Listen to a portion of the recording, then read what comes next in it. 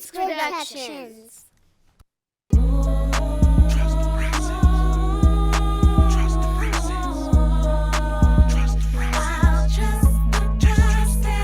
Hello. This is your boy Ruben. I'm back this week with another Good Grief Friday podcast. And man, I got some great guests in the house. They was here with us last week. We had to bring them back.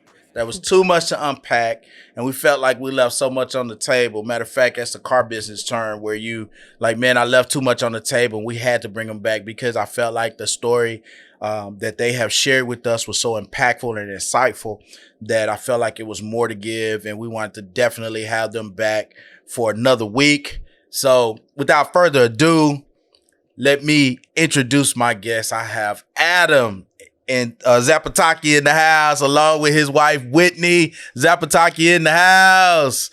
Again, guys, this is a first. No, it's not a first. I've done it before, but I had to get you guys back in, man. So thank you so much for being so willing and so open to come back in with us. I really appreciate that. Appreciate that. Absolutely. Thanks for letting us come back. It's like you said. I mean, we last week was a great episode, fantastic episode. But I feel like we got up to the top of the hill, right? Yes. We talked about all the struggles, the uphill battles, if you will, of Tyler, up to his birth, and then what we're doing with Tyler's toys since then. So before you get too deep into that, that's level set. Somebody may have missed last week, so please go back and watch it. Oh, by the way, let me do some housekeeping real quick. Like this video, share this video, click subscribe. Subscribe. Say that 3 times. Subscribe, like, and share. So just kind of level set. Yeah. Tell us why we're here or how we got to this space, and then we'll go into why we came back. Yeah, sure. So we lost our firstborn son, Tyler, to a condition called Potter syndrome. So we knew the whole pregnancy, the second half of the pregnancy, that it was a fatal condition, that he wasn't going to make it. We weren't going to be taking him home. And so we still chose to carry him, or she chose to carry him. Right. We decided that together. She carried him. Let's put it that way. Right. And then we pursued organ donation.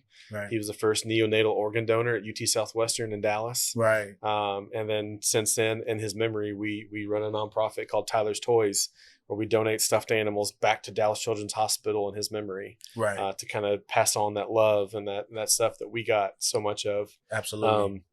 And so, we got to the top of that hill. We got to the uphill battle, but the rest was not easy just because it was downhill. It was a free for all into grief. So let me just tell the audience how this happened, right? Yeah. So we finished up, and I kind of felt like, wait a minute, we kind of stopped, and I remember that night I was just kind of like, man, it didn't feel like we were finished. Yeah. And I think I sent you guys some text messages. We were texting back and forth, and I was like, hey man, what do you think about us coming back? Yeah. And I was like, man, I was thinking the same thing. Yeah. Absolutely. I mean, I was like, God, you answered the prayer. And then I reached out to my engineer, Kenneth, over here, and he was like, man, I was thinking the same thing. It was like we were all thinking the same thing. And let me say why that's significant, right? Is, it's a God situation when everybody's on the same page. We didn't even have to have a conversation. That's how God is like, hold on, let me orchestrate this thing differently, because watch this. Had I just stopped and said, hey guys, can you come back next week? I'm just being transparent and real. What would have happened is like, well, next week may not work because I got to do this or I got to do that, or I would have been like, well, I already got this plan for next week. Or Kendall would have been like, hey man, it doesn't work. But because nobody said anything, and God just was like, let me drop this in on them. Mm-hmm. I'm crazy enough to believe like that it just all lined up. And there's some other things that lined up that showed us that God was in control. I won't tell the audience that, but we know that God is totally in control. So as we move forward in this particular podcast, I'm praying for those who are watching, that you really allow, God's voice to speak through what you hear today. You may be going through this situation, maybe going through grief on any kind of level. I'm just really praying for you today that you hear what people have overcome and are overcoming, because it's an ever-moving process, that you feel blessed and led in that way. So without further ado, we went up the hill. we talked about, what you guys endured with your son. You made a statement to me before we turned these cameras on when you were like, we thought grief was just be like, okay, we grieve for 2 weeks and then we go play soccer. No. It's not how it works. So share with us kind of what that looked like for you guys when you were trying to figure that out. I mean, just to expand on that, yeah, we had all these expectations, right. Realistic or not. It's just ideas of what we thought it would look like as early 20-somethings, newlyweds, like all those things of just. So I think we knew that it was going to be hard. Right. But until you are there, right, you don't know hard in what way. Right. What does it actually look like? And then you have no idea that you're going to grieve differently. Right. And from both of you. Yeah. Right. Yeah. That I grieve differently than him. You don't know that going in. So then, especially at the beginning, you're sort of like, wait, what are you saying? That's not how I feel. How do we not feel the same about it? And that is a process in itself to discover that it is different. Right. It's a process to discover how it is different. Wow. Yeah. Right. Right. And then to get into it, like, what do I need? And what do you need? Right. And those are both okay. Right. Those are both acceptable. Those are both healthy. But to figure out, to get to that point, it's a very long process. And I think Whitney's going to talk about this because she's got it down in her notes. We made notes this we time. talked about it. Yeah, we talked about it on the car ride over here. But like that's something that didn't really hit me at all. It wasn't just about me grieving and taking care of me, but especially people we'd been married 18 months. I also had this weight and this responsibility of taking care of her. Right. And she'll I don't want to steal her thunder because she talked about something that she's mentioned to me before in years past, but so before we do that, I want to say a couple more things going back to last week. Yeah. Right. We talked about how, I think we just mentioned a little bit how we were really well taken care of whenever we announced that he had a diagnosis, that we're not taking the baby home, all these things. We had just moved back from East Texas. Mm-hmm. Our East Texas family really secretly put together a garage sale for us to help raise money. Right. They got on the radio and advertised it to the radio. Wow. They had tons of strangers dropping things off at the house the garage sale was going to be at. Giant couches. Wow. TVs. It was big ticket items for our friends to sell at the garage sale to help with funeral costs, essentially. And what we assumed were going to be astronomical hospital bills because I'm still a patient. Tyler is still a patient. Right. Plus, like I said, the cost of burial and all those things. Right. When Tyler was actually born, like when we went to the hospital, our waiting room was packed. Wow. It was packed with people. And it was a long process because I had to be induced. It's like 12, 14 hours before he's even born. People are sleeping on so we had people coming out, drove from East Texas to sleep in the waiting room. Yep. It was. It was a village. We had a community of folks. And it was amazing. It was absolutely astounding. And all of his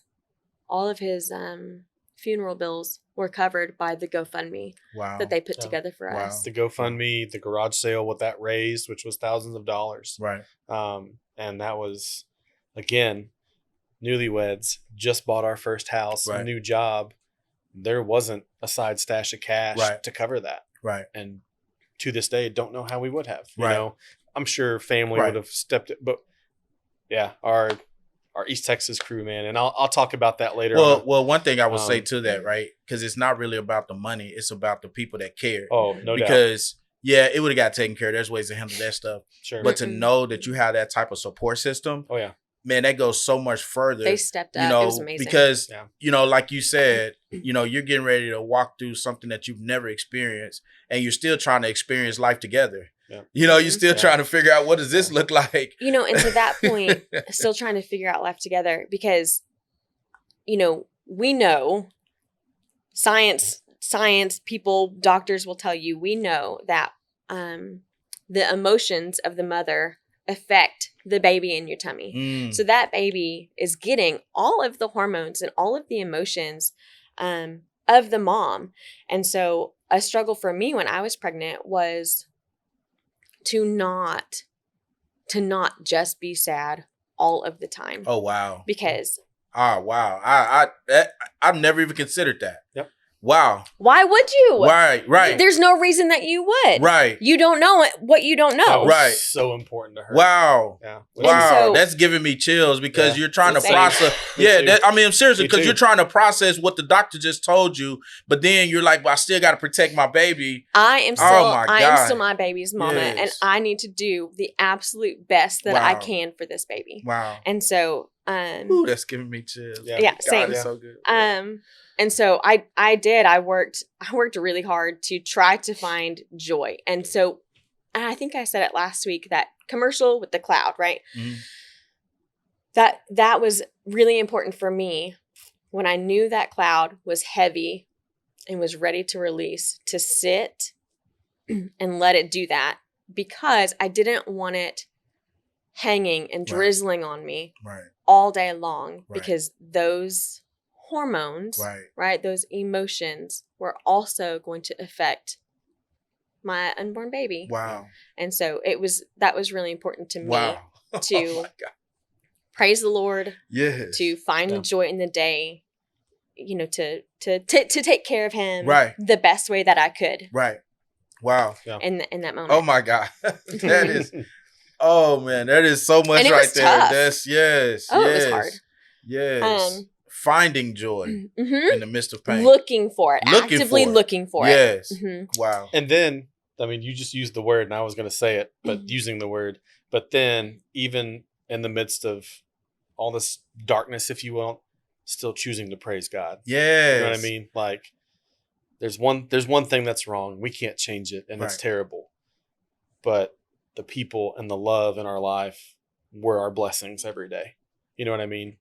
That support was our blessing every day, and that is where you choose to praise instead of just dwelling on the things that you know what I mean. It's kind of like, it's like asking God for something, He does it, but it's not going to end the way that you want it. Sure. And you looking up and say, you know what, God, I'm going to praise you every day for all these things that are going on around me. Oh my God, that's a message for anybody. Yeah. Doesn't matter if you're going through grief or not. What you're saying is, man, we made a decision to praise God, even though we had an idea what this end was going to look like. Sure. And we decided, oh my God, you are blessing me. We decided to praise God. We decided to cling to His goodness. It wasn't easy, right? Didn't always want to praise God, but you have to acknowledge His hand and all of that, you know. So another thing that we didn't mention last week was my aunt had been diagnosed with cancer, terminal, and she kept saying, "I'm going to get to heaven before he does, before your baby does," because truthfully we still didn't know if it was a boy or girl, right? Because of the fluid and the sonograms. She passed away the day before.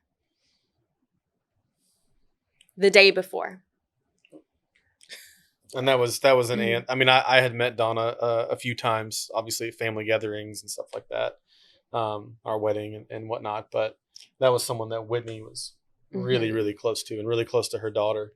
Wow. Yeah. But she had said over and over, I'm going to be there. I'm going to be there so that when he gets to heaven, I am there. I am there to take him and hold him. Yep. I want to be there. And she did. And it was, you know, kind of, it's getting closer to the end of the pregnancy, and I was like, I don't know if it's going to, you know, like I don't know if it's going to happen. I don't, like, she's hanging on. Right. She's hanging on. She's hanging on. Right. Let me ask you something before you go into detail with that. Did that give you something to hold on to? Is that why you were kind of looking at it towards the end of the pregnancy and she's still here? How did that make you feel when she said, I'm going to be in heaven before your baby gets there so that I can grab and hold him? Was there some solace to that? How did you take that? Like we talked about last time, my brain sort of separated, right? Because on the one hand, no, like I don't want you to go to heaven. I don't want you to die. I want you to stay, and I want you to be a mom to your kids. Right. Who, at the time we're all grown, they're all older than me. But also you have grandbabies. And so on the one hand, it was like, no, I want you to stay, and I want you to get better, and I want you to, do all the things that you need to do here. Right. And then on the other hand, on the other half of my brain was, really, it was sort of like that, that thought that you don't want to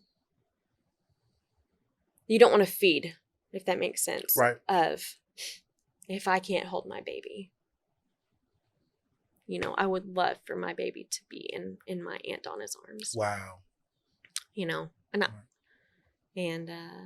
What comfort that would be for him if I can no longer comfort his soul. Wow. Right. That at least, one of my family members could. And a couple of them, really. My grandfather had passed away a couple months before that as well. So it was 2014 was tough. Right. It was a really tough year. Yeah. But yeah, like we were talking about, God orchestrating things, because, and again, I had to be induced at 42 weeks. He wasn't going to come on his own. When he was born, he was 5 pounds 4 ounces at 42 weeks, which is very, very small. Right. And so there just wasn't, no amniotic fluid. There wasn't I don't know when my body would have been like, eviction notice. It's time. Let's go. Right. I don't know if that would have happened. I mean, yeah, it would have been very long. So, but it was heartbreaking, but also something to praise the Lord for. That what she wanted was to be there in heaven for when he took the there. thought out of you just took the words out of my mouth when, like, we didn't know what we wanted there. Donna knew what she wanted. God knew what he had planned. Like, God knew what you needed. Right. He needed knew the comfort that you would need. And it wasn't even like a week before or 4 days before. It was a day before. Chills. Yeah. I know, man. I'm like, oh my God. My whole body, my legs. Got chills man. On man. Oh my God. Oh my God. So I want to speak these talking points real quick. Just one, so you can kind of hold me accountable, and two, like, so your listeners kind of know. But like, one thing that we really wanted to harp on was our communication between each other after his funeral was over. And I was very fortunate to have some quality time off work. My partners actually, like, so the company I work for gave me 3 days bereavement. That's it. Yeah. 3 days. Right. But I had some wonderful people, some wonderful coworkers that basically were like, hey, you got to answer your company phone. You got to check your email, but we're covering your shift. Right. Like, we're going to work on our days off. We're going to work all the days you're supposed to work. You be home with your wife. Right. If you get a phone call, you get an email, reply to it when you can, answer it when you can, call them back when you can, but stay home with your wife. And that was for what, weeks? Wow. Weeks. It was at least 4 weeks. Yeah, it was a month. Wow. It was a long time. Like, our communication to each other back and forth every day for that month, because sometimes, there were days, hours of just silence, of not knowing what to think or what to say, but so communication. The other thing was support groups, our support system outside of our family. We've already mentioned the East Texas folks, which those people are still like a integral part of our lives today. Right. All those same people, all of them. and know Zoe and Charlie, our kids now. We know their kids. Right. They all, you know what I mean? Like, right. They haven't disappeared, and we try and stay so plugged in with them when we can. Right. But also just the how grief hits different. We want to dive into that. I think probably first. Yeah. About the way that it hit us, how we didn't expect after the fact. And then, yeah, I'll let you touch on that last thing down there. But I mean, you know, I have a question to that. Yeah. How did you know it was hitting you different? What was a sign that popped up, or a situation that popped up where you was like, wait a minute, I think we're grieving differently? It's a great question. I don't know that I have an answer to that. I would just say my wife wasn't the same. You know, not in a bad way. Right. She was just not the same. And I think because both up until we found out about his Potter syndrome diagnosis, and then after, like from the moment she told me she was pregnant early on with Tyler, from that day forward, I was so ready and excited to see her be mom. Mm-hmm. And I was ready and excited to be dad. Mm-hmm. And then after his funeral, we were neither. Right. And so everything that I had kind of just had been in my brain about what life would be like as parents, what she was going to be like as the mother of our firstborn, you know, our kid. Right. None of that was there. Right. I don't know like what moment it was, but it was just, she was different. Right. And we're going to wind up circling this in. It's okay. We got but, whatever. Listen, but, we free flow here. We don't have to go in order, so we just let it move. For me, and I said this to her in the car, part of my grief and part of my healing process, I think this is probably to a degree biblical, but as a husband, as a father in a way, part of my healing process was making sure she was taken care of. Mm-hmm. And so part of my daily, like drinking the cup of coffee in the morning, part of my daily worry was, am I doing good enough? Am I doing what she needs today? Right. Am I taking care of her the way that I think I'm supposed to, the way the way that she, you know, whatever. And I feel like there were times, whether it was just tears streaming down her face, or even like we talked about in part one, was the being mad at God. Right. Not because it's his fault, but just being mad. Right. Am I taking care of her the way that God expects me to take care of my wife? Right. And like also praying to and pleading with him, like, what am I supposed to do to comfort her, to take away some of this sorrow on her back? Like if I could have taken that weight off her and put it on me, I'd done a heartbeat. You know what I mean? Right. Didn't know how. Right. And so that's when I was like, okay, I know what I think I'm supposed to do, but it ain't working. Right. You know what I mean? Well, and I don't think you can. I mean, I don't think you can. No, in hindsight, I have that realization and that I recognize that now is what I'm trying to say. But But I remember, you know, when you lose a baby, everybody checks on mom. Right. And it's you know this. Right. It's a lot at the beginning, and then it starts to teeter off. Right. And you get a little bit more, and then you think, does anybody remember? Right. You know, but turns out they do. Right. But they're afraid to remind you of your loss. Right. Which is a silly. I mean, like I understand that. Thank you for trying to be considerate. Right. You're not going to remind me that I lost a baby. Right. I know. Every cell of my body knows all the time. Right. But you know, so again, lots of people check on mom. Mom is the focus. Mom is the focus. And so for me, I remember specifically at that time knowing I did not have the capacity to make sure he was okay. Wow. I didn't. Right. I didn't have the capacity. Right. But because of that, I was worried about him. Right. And if he was getting the support that he needed. Right. Because I truly did not have the capacity to support him. Right. I was I wasn't just Max. I was, Yeah. I was overflowing. Right. And so, I kind of mentioned we found out I'm pregnant. He's born alive, and this is sort of taking all of the mental energy of want him to be born alive, want to do the organ donation, and also planning for the funeral. And so his funeral was that next Saturday. And then we had, like you do, people come over after and everybody eats. And for me, that was sort of like the end of the marathon. And we were outside on my mom's porch at my parents' house. And I was sitting in one of those like zero gravity chairs. And I was like, man, I'm so tired. I'm so exhausted. And whoever was out there with me was like, close your eyes, have a nap, go to sleep. And when I woke up, everybody was gone. Right. It was like, nobody said bye. And they were like, no, you were exhausted. And for me,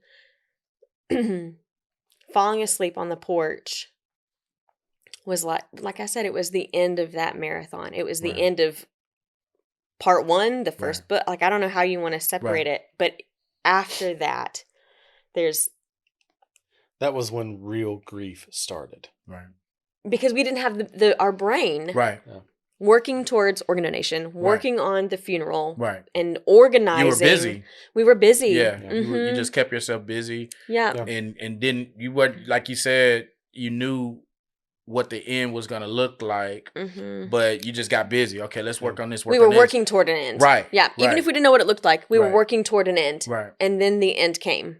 Yeah. And then you're like, now what? Right. Yeah. Wow. Now what? So. Well, and so going back to like what started that, which was our pull up those notes again for me.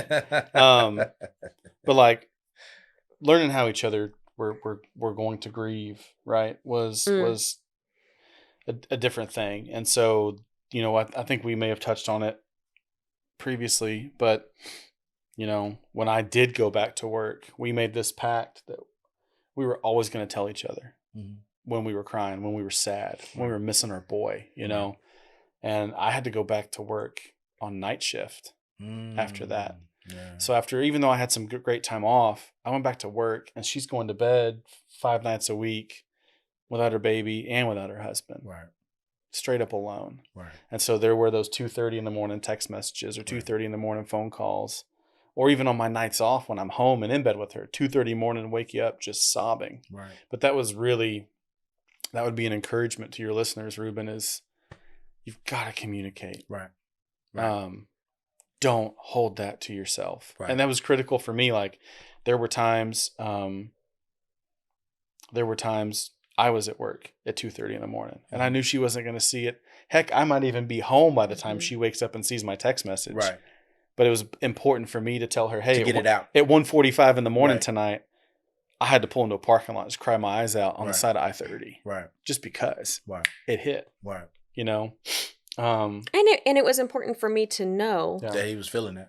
That he was feeling it, not specifically, not just so that I'm not alone, but again with that capacity of making sure that he's okay, and sort of like because I'm trying to monitor him. Yeah.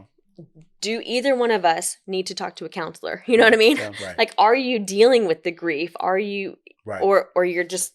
So to that point, we talked about this in another podcast, and we talked about undealt with trauma. And what undealt with trauma looks like is I don't even communicate it with anybody. That's right. So you waking up, seeing that text message, at least he's acknowledging it. Yes. At least he's doing something about it that's positive. He's texting you because sometimes it may not be that I need a response. It may be I just need to get it out. Yep. Yeah. And so and as a man, watch this. As a man, that's the most difficult thing for us to do is because you're in law enforcement, so you're taught to be in control 100% of the time.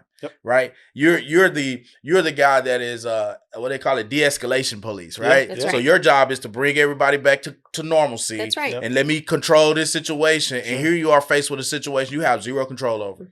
Well, let me finish this because I think this is very key for our viewers on what you did, right? You have zero control over what's going on, but yet and still everything about you being a man's man, being a police officer, and being able to control environments, being able to get things under control real quick, right? You're in a situation where you have no control. You don't really know what to do. You're just trying to navigate it on your own, but you chose to communicate. That is a word for our male listeners. Communicate. It's not about controlling everything. It's about communicating where you are. And in that communication, we find help. We find those things that we need, even if we don't get that back. Yeah. It's just getting it out. Yep.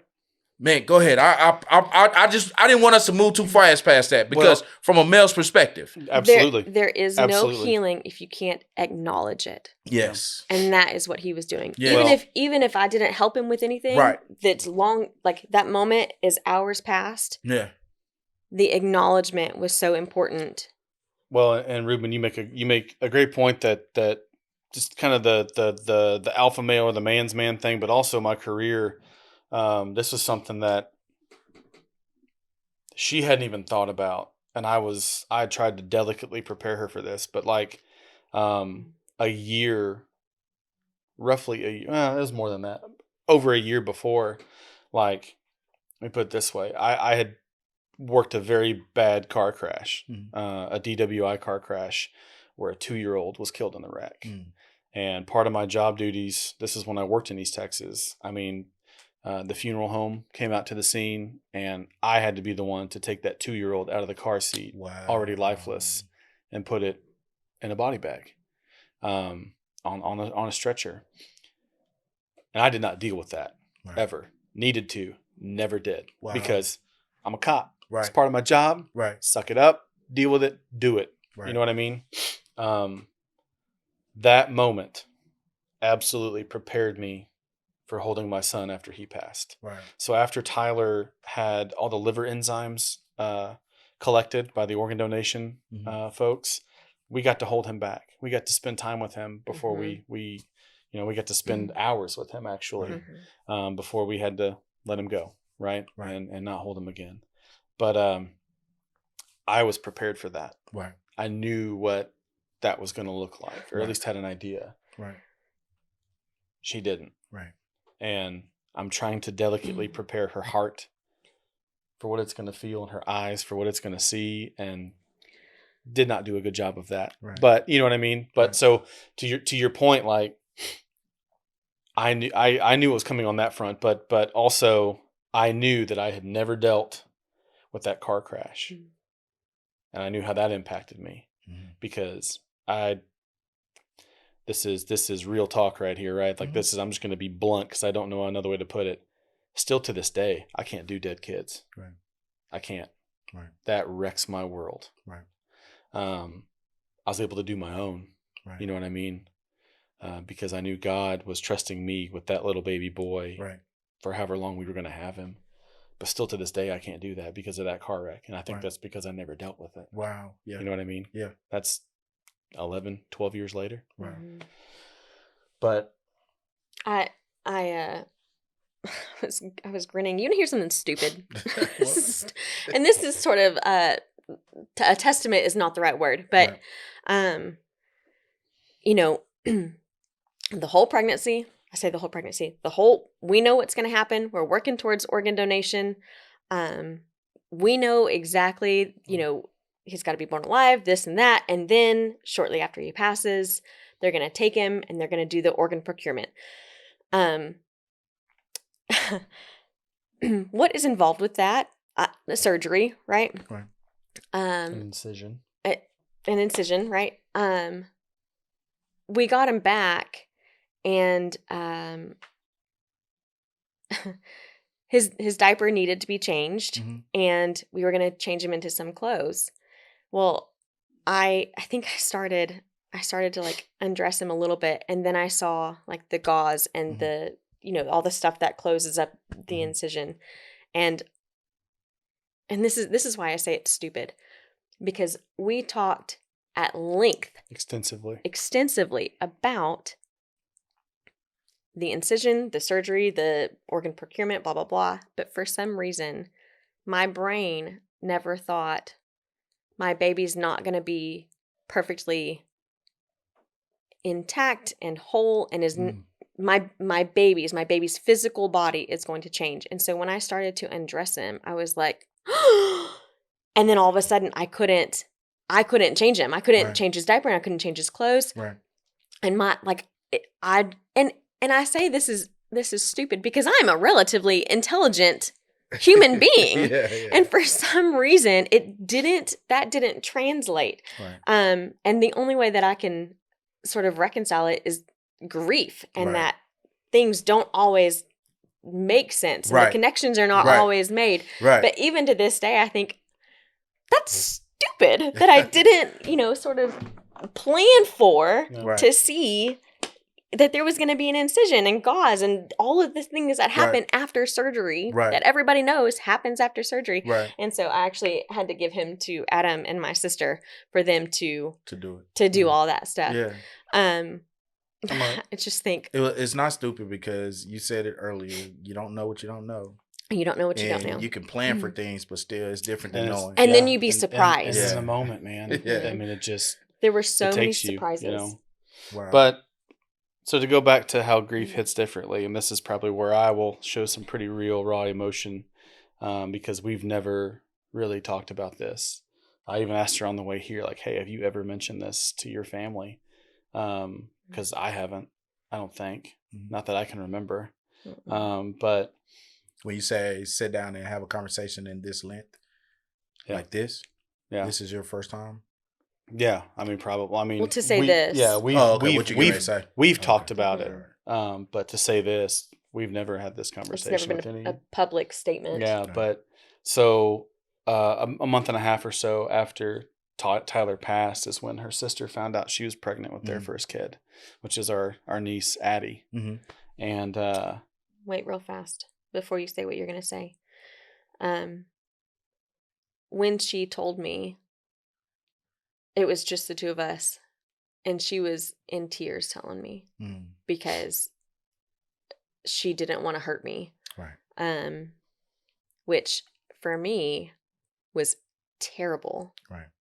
Because every pregnancy should be a joyful thing and celebrated. Right. And so I understand that, and I appreciated her for her consideration in that. But my heart was broken because my sister's struggling joyful pregnancy, was had that cloud. Yeah, had that stinking cloud. Well, and even when she told all of us, the family, even Sharon and Alan, they had cupcakes made with individual letters that spelled out "We are pregnant," I believe.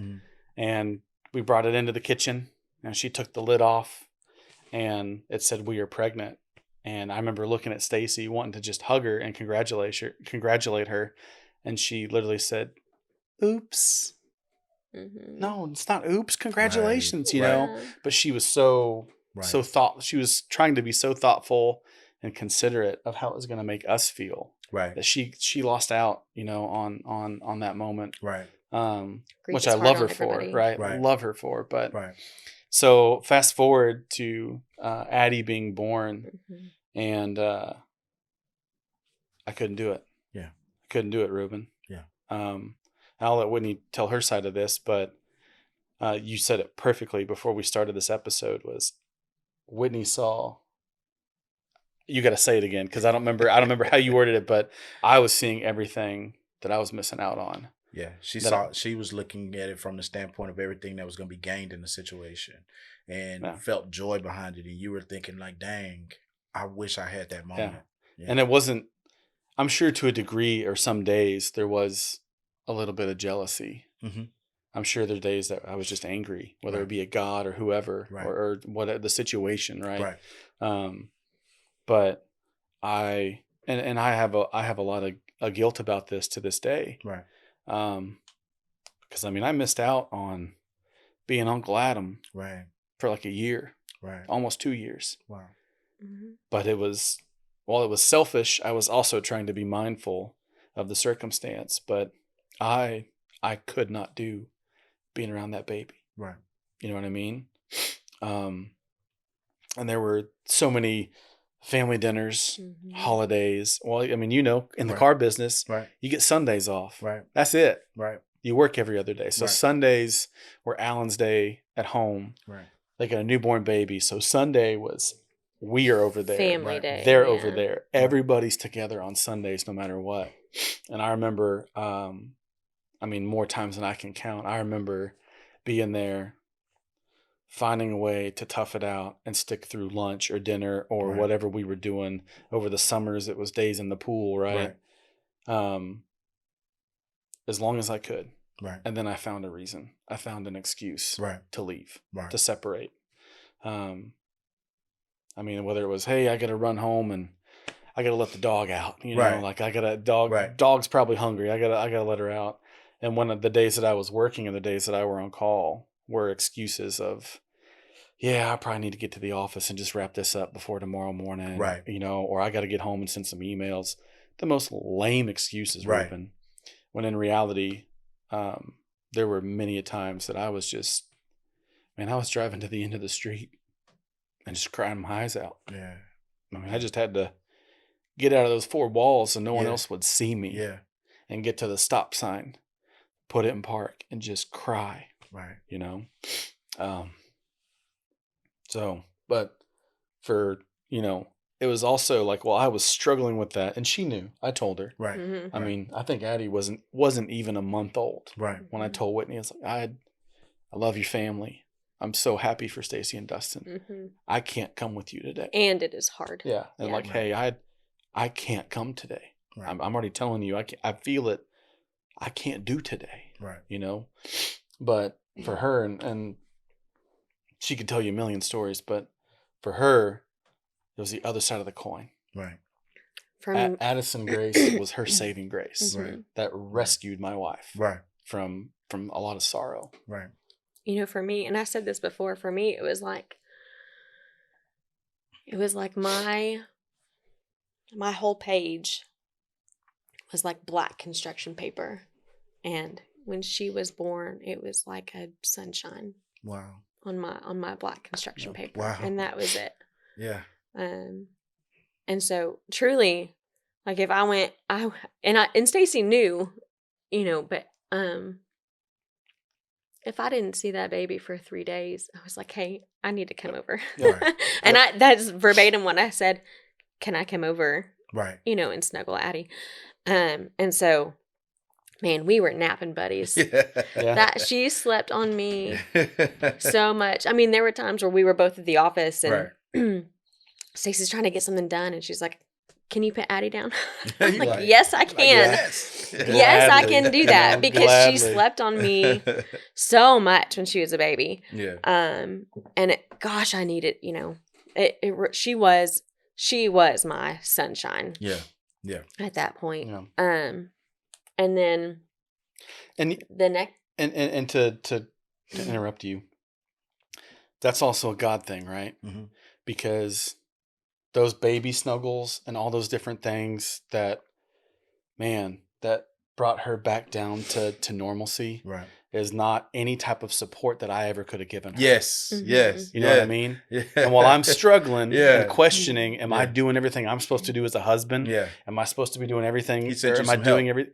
Absolutely. Yeah. You know what I mean? And it took a long, long time for me to go, all right, I can cry every Sunday to myself in the car to have my wife have that. Right. You know what I mean? Yeah. Or you know what? Like there was so much that, and again, it took months and sometimes even years in some of those situations for me to acknowledge that or go, man, okay, I get it. You know what though? I think we were both really good about giving each other the grace to do what we needed to do. Right. And so, I could have been mad, like, you're not coming again to come see my family. And instead, and vice versa, he could have been, you're going again? Right. Like, it's every weekend. You're going to go again? Right. Let me speak to that real quick because one of the things that Psychologists will tell you that whenever, and I know you guys know this, that whenever a husband and wife, lose a child, that it normally tears apart the marriage. That's right. And it's very interesting to me that you guys found a way to kind of work together, meaning you have like this unwritten, unsaid understanding of each other. Yeah. And part of that's because you were friends first. And so it's like, I don't have to be upset with him because I know he's just trying to process something. Mm-hmm. Now, you may not know all the intricate details of what he's trying to process, right. But it's like, okay, let me give him a chance to kind of figure this out in his way, mm-hmm. right? Mm-hmm. And then you're like, hey, let me be gracious enough to allow her to figure this out in her way. Yep. And so what people fail to realize, and this is really for the audience, is if you don't give your spouse that room to do that, that's what makes the marriage fail. Correct. It's not because you can't all of a sudden see eye to eye. What it is you got to give each other grace because you said it in the beginning, y'all grieve differently. Yep. Right? And 100%. That is the saving grace, man. That's phenomenal. I won't interrupt you no more, but go ahead. But it's like these little nuggets here, right? Mm-hmm. That when I say we don't script anything, we just let the flow because the Holy Spirit is the ultimate scripter. He'll set this up how it needs to go and pull out whatever. But I was talking with another lady who shared the story of her child being stillborn, and she said the doctors walked in and said, y'all probably gonna struggle in your marriage. Now, who says that? Right. Mm-hmm. While you're trying to figure out, your baby just died, and you're trying to figure it out, and that's the best information you got for me that we're not gonna make it. Yeah. Right. And you guys, basically just say, you know what? I know who this person is. We're experiencing something that is totally new to us, and I'm gonna let him experience it his way. I'm experiencing it my way, man. That's awesome. Go ahead. I just had to put that out there. So it took me sort of a long time to come to this sort of this phrase, right? It doesn't have to be but. It can be and. Wow. It can be and both. Right. It's not but or if. Right. It can be and both. Right. And so he was really good about supporting me in what I needed to do and to not be mad about it. And I was really good about supporting him in his need to pump the brakes a little bit. And so in our support systems, I'm pulling up this note because I want to mention the people that really, were there for me day or night, good or bad. And then the Hope Mommies thing for you. Yeah. But the East Texas crew, can't say enough about them, both from just support financially with the things that they sold, the garage sale, the GoFundMe that they set up for his funeral expenses and stuff. But and again, how they're still a part of our lives today. But, one guy, so before Tyler was actually born, we had a false alarm, and we were already on edge, right? No one was, but we had a false alarm. We drove all the way to the hospital, and we had this select group of people that we texted. And one of my best buds to this day, Ryan Rocket, I'm going to name him by name. I lived in Longview at the time. Mm-hmm. I swear he beat us to the hospital. Wow. Like, no joke. We must have sent out the group text to all these different people of, hey, don't think it's going to happen today, but Whitney's having some contractions. We're going to go ahead and up to the hospital. Yeah. And I tell you, Ruben, right now, like by the time that we got her up into a room and they're doing the first sonogram, I got a text from him that just said, I'm in the parking lot. Yeah. That's a 2.5 hour drive, Ruben. Wow. You know what I mean? Yes. It's like that dude had to be sitting on the couch at home, read that text and just grab the car keys, walk out the door and drove to Dallas. Wow. With a stuffed animal. Like we hadn't even set up Tyler's toys yet. Yeah. But brought stuffed animal as a comfort thing or a gift or whatever. Right. And I'm not joking. Was like, I'm here. Whatever you guys need, food, whatever, I'm here. Right. And still to this day is when we do anything Tyler related, anything with our kids, period. Right. One of the first people that we call to tell them what's going on, break the news, good news, bad news, whatever. And that dude's one of my best friends in the world. Man, that's awesome. I'm telling you, like, had to be somewhere behind us on the highway. I don't even think I had parked the car. I think it was still like in the ER entrance. And he's like, I'm here. Whatever you need, I'm here. Right. And it's I just remember, I'll never forget that of being like, we just got here. Right. What do you mean you're here? Right. So, but And get then a helicopter charter or something. Yeah, exactly. That's exactly. right. But then and then just Teleportation. as we talked about in the first time, like I'm extremely extroverted. Right. I could walk across this parking lot and make 3 best friends, and Right. like I could That talk to is true. anybody. Right. That's true. Right. And you know, that's me. So I did have this huge network, and some of my close friends that have 15, 16, going on 16 years now that I hang out with every weekend and have been there through us or for us through everything. And that's how I didn't know what to do for her. Right. Because it's either pretty much her mom or her sister. Right. I'm really, I'm very introverted. Right. And so like when it was just like, hey, you need to go have a girls' night, hang out with your friends, or, you know, I'm texting some of her friends like, hey, like invite Whitney out, or you guys come over to the house and I'll disappear, you know, whatever. It's not what she needed. Right. So there's another podcast that we listened to, and the guest had gone through something traumatic, and she said, you know, people always say, call me if you need anything. Well, we're not going to do that. So just show up. Yeah. Yes. I'm going to get there. Yeah. So go ahead. Yeah. So he just told me in the car, he was like, that's me. Like, just show up. Yeah. Hey, I'm here with the pizza. And I was like, well, and don't do that to me. So since you brought it up, I'll dabble in that for a minute. Like that's huge. And this is really even for, you know, this is obviously for the listeners. Like, you may not be the one that's grieving right now. Right. You may have that friend or that family member that's grieving. So here's my message to you: is don't just text and be like, hey, I'm here. Let me know if you need anything. Right.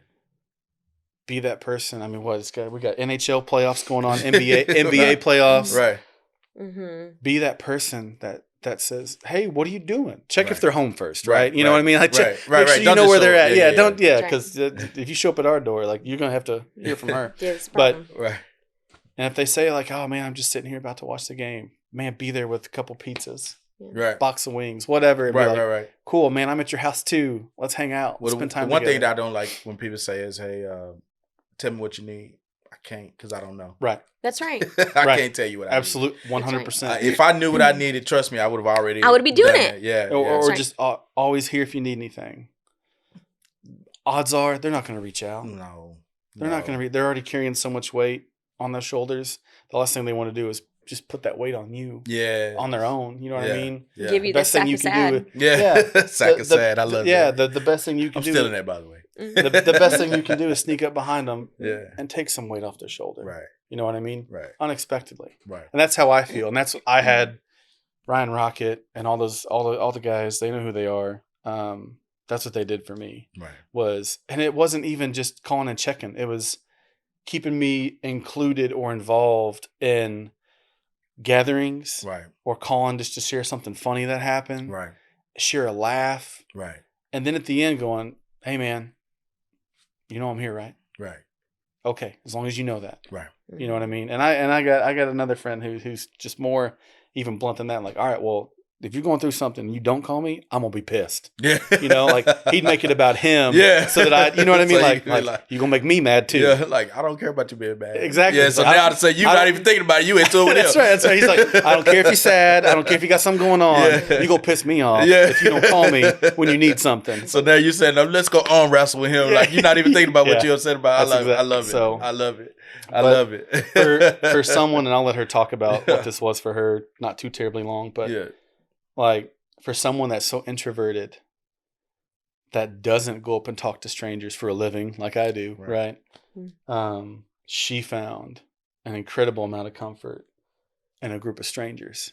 Well, and so I told you before, being pregnant and knowing I'm not taking this baby home was so lonely. It was so incredibly lonely because, you know, most lost moms, they have a miscarriage or a stillborn, but it's a surprise. Right. And so to be grieving the baby you're carrying that is alive inside you, I mean, I could have been on an island. Right. It was so lonely. Yeah. And I didn't have a resource. I didn't have anybody to talk to. I did find online there was one person who was also pregnant at the same time with a Potter's syndrome baby. Wow. And so I was able to talk to them, but I don't want to sound ungrateful because I wasn't, but they were also actively going through that. They were already a mother. And so while it was like, okay, well, I'm not entirely alone, it still wasn't the connection that I was looking for. Right. And I don't fault her at all for that, because everybody, you know, if that was her capacity, that was her capacity. Right. And that's wonderful. Sorry. Hope mommies.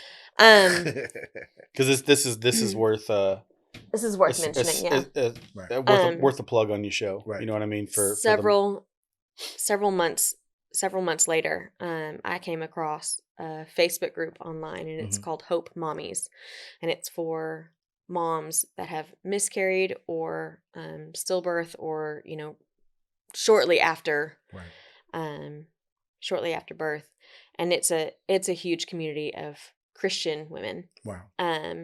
And it's, you know, sort of the huge range of Christian, right? But they get together and they actually make hope boxes. And they send them to either moms who have already had their baby and lost their baby, or they actually send them and take them to the hospitals so that the moms in the hospital have this box here from other moms, from Tyler's mom, from Max's mom, from Susie's mom, and they're signed, and it comes with, you know, a Bible and a stuffed animal and, you know, things. Keepsakes. Right. Keepsakes that when you're in the middle of it, you don't know that you want. Right. You don't know that you're going to want to need it. So Hope Mommies is a fantastic group. Like I said, for any lost mom, like I said, miscarriage, stillborn.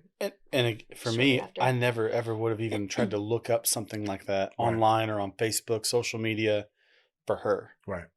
And then, so the first time she mentioned it to me, she told me about it. And all I could think in my head was, yeah, but it's a bunch of people you've never met. That's not your speed. Right. And I don't know how many dinners you went to. I don't know how many meetings you went to. It wasn't a ton, but it was enough, and it was often for a while. Where she was putting it on our shared calendar on our phones, right? Of Hope Mommy's dinner, and it was you know, somewhere north of the Metroplex, or Hope Mommy's luncheon, or Hope Mommy's whatever. And I was like, you know, okay. I didn't physically go to too many of them, because most of them are sort of north Dallas, and we're east. But just making the friends online, and so. There was one lady who joined after. It was probably 2 years after Tyler, and I was able to like text her and sort of, you know, hey, just so you know, these things are coming up, and don't be surprised. And I'll give you an example. I'll give you an example of grief, and it's frustrating. It's not just it's frustrating, right? Because of the surprises, right? Because of the things that you don't know, right? My most annoying example is when I was growing up, my mom sang "You Are My Sunshine," right, all the time, right. And for me, I had never verbalized it, but I thought often, I can't wait to sing this to my baby, right? I can't wait to sing this to my baby, and it was a given, right? This is going to happen the same way. If you throw a ball up in the air, it's going to hit the ground. It's a given, right? A couple days after we had Tyler, I'm watching TV because you try to have your brain do something. Right. I remember this vividly. And it was a Subaru commercial, and the background song was "You Are My Sunshine," and I lost it. And I was home in the other room, and just out of nowhere, like it had been a good day, like we were going to hang out. We were going to go out to eat. Yeah, it'd been a relatively good day. And I had just either gone upstairs or walked in the kitchen. I'm not listening to the commercial. I tuned that stuff out. Well, and even if he wouldn't know. He wouldn't know that's going to trigger me. Right. And it did. It was hysterical sobbing. and I could not figure out why. Right. And she couldn't catch her breath to tell tell me him. why. Right. And I'm just kind of sitting there You're like, what just happened? Baby, I will be right here. I'm just going to stand right here till you can tell me what you need, Right. No idea. Wow. And then, Because why? Yeah. And again, like, you want to hear something stupid? To me, it's the same sort of thing, but you don't. It is for me, the hardest part about grief was the surprises. Right. Yeah. And it was surprise. There's a diaper commercial Right. on.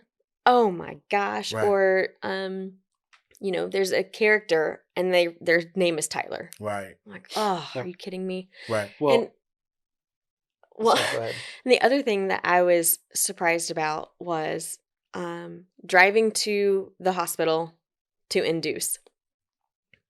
This is the last time I'm going to be on this highway. This is the last time my baby's going to be on this highway. Wow. And then we have him in the hospital. I'm sobbing, getting in the car. This is the first time I'm getting in the car without my baby. Wow. This is the first time I'm buckling my seatbelt. Wow. In the car without my baby. Wow. This is the first time we're on this highway without my baby. And it was literally getting out of the car, walking up the steps, walking through my front door, going up my stairs, getting in my bed, getting in the shower. Wow. Literally every moment of that day, I was doing something for the first time without my baby. Wow. And not knowing that was coming and then being so insanely overwhelmed. I mean, it was just like a fire hydrant. Right. I'm drowning. Right. And I cannot take a breath. Wow. To expand and kind of for us, kind of conclude, we've talked about all the real things that we really wanted to mention to people, just for consideration, right? Right. For me to expand on all the surprises, it's like I told you, I had kind of prepared myself for what it's going to be like to hold my son after he passed away. I had mentally and emotionally prepared for that. I had prepared for coming home to a house without a kid. What I didn't expect were just all the random things and all the little things that just reminded me. And I told her it was things like being at work and pulling into a 7-Eleven to go grab a drink or get gas and see a young dad taking a baby out of a car seat. Right.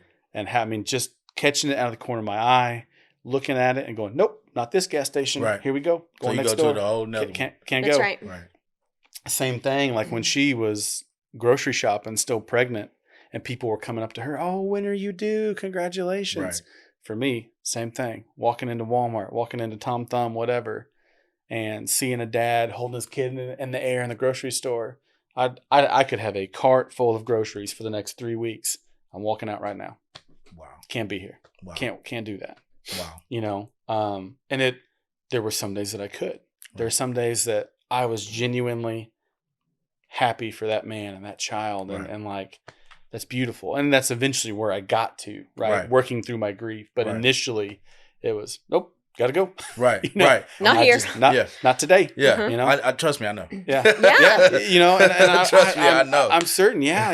like, well, man. and some days, people would ask me, especially with Zoe, is this your first?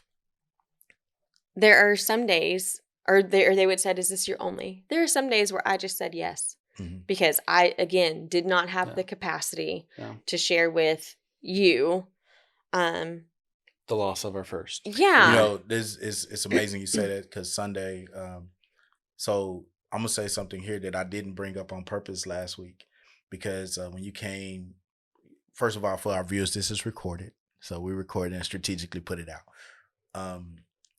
When you told me what day you would come, I instantly knew what day it was and what significance it had, but I didn't say nothing to you, because I was like, okay, God, you do it. I'm not even going to mention it, but it was Mother's Day weekend. Mm-hmm. Mm-hmm.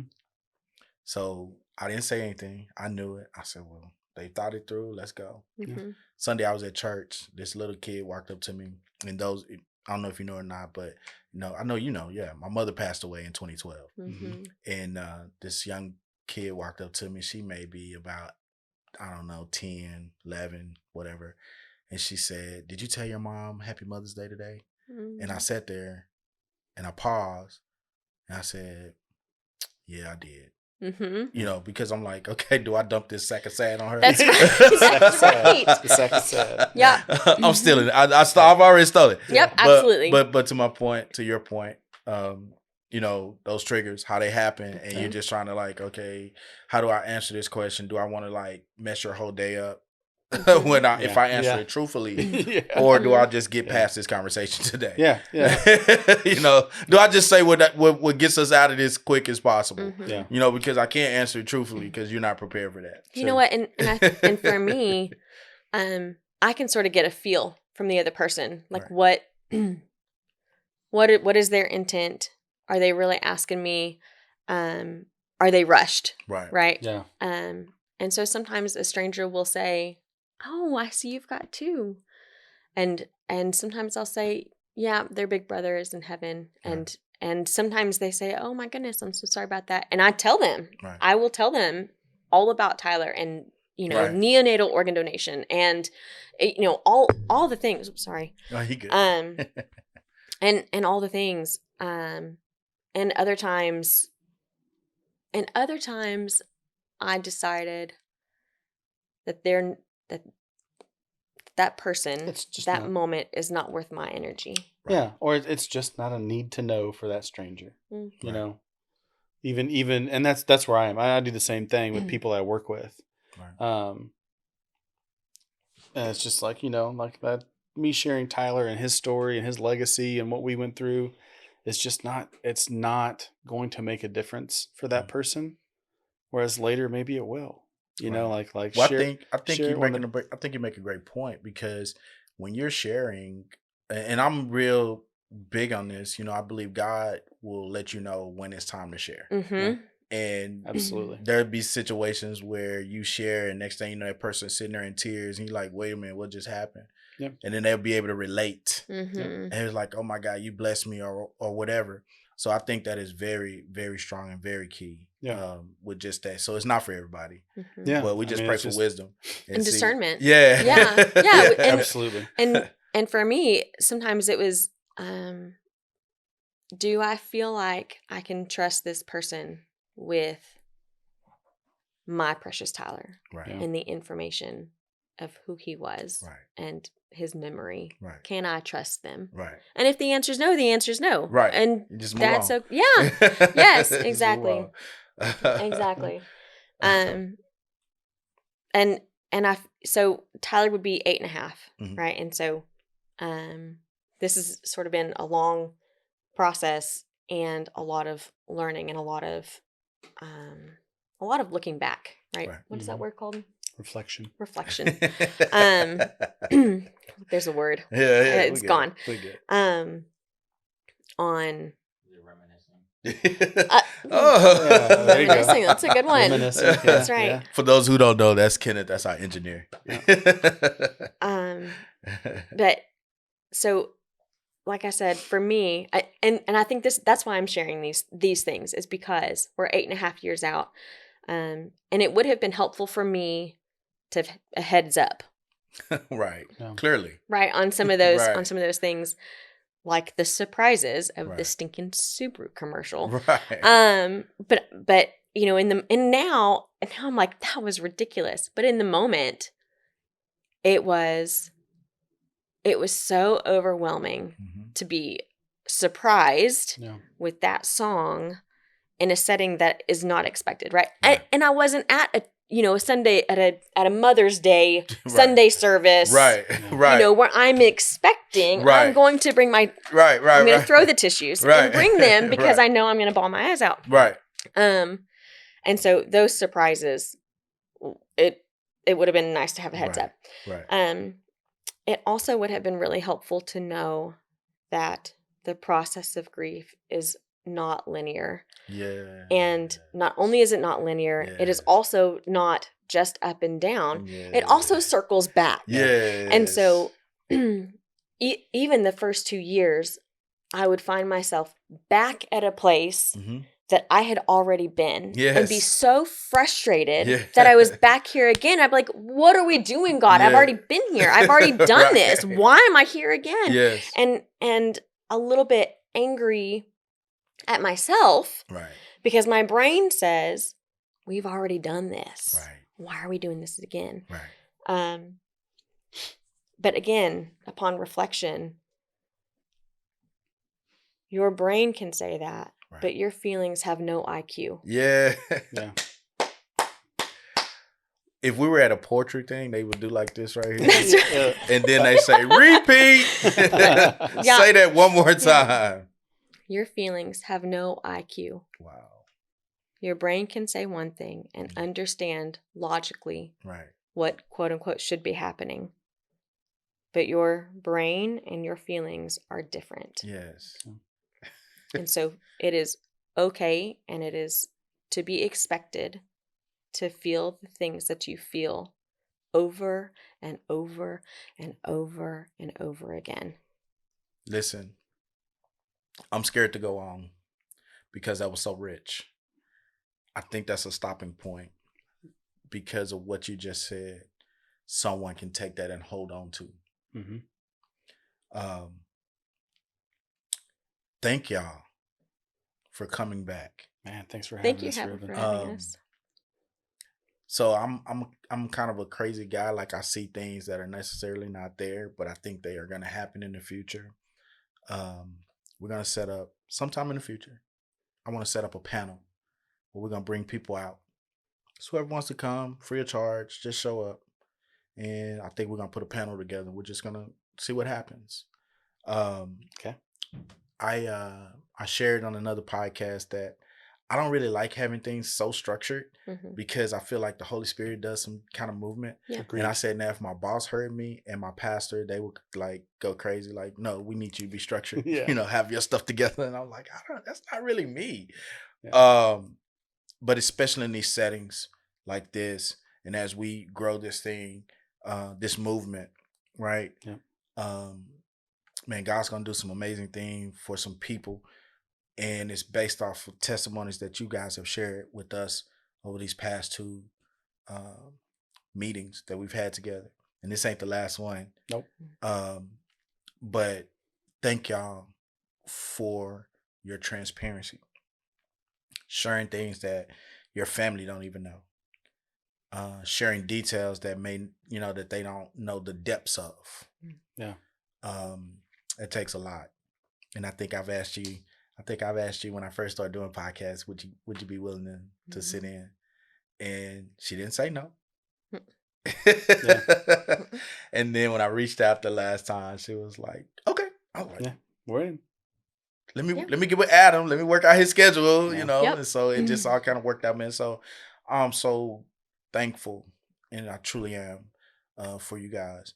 And you are continually in my prayers, and I do see some major things for y'all. I know y'all don't see it right now, but I'm that crazy guy that just sit back and say, bro, you sitting on something.